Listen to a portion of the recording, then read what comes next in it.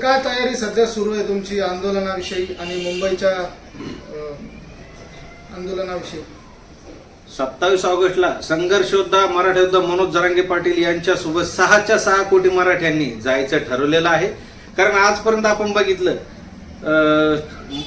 म्हणजे रक्तरंजित इतिहास आणि तेजस्वी आणि ओजस्वी इतिहास हा मराठ्यांचा आहे। आटके पार झेंडे मराठ्यांनी काढले। आदिलशाही बघितली, निजामशाही बघितली, कुतुबशाही बघितली, या सगळ्या शाह्या संपवण्याचं काम मराठ्यांनी केलेलं आहे। पण आता डॉक्टर बाबासाहेब आंबेडकरांनी जे घटना लिहिली, संविधान दिलं, त्याच्यात एक शाही जी बोटावर आपली लावल्या जाते त्याच्यात हे राज्यकर्ते निवडले जाते। पण या राज्यकर्त्यांना असा गर्व चढलेला आहे की मराठा समाजला आरक्षण नाही जरी दिलं तरी आपण सत्ता भोगू शकतो।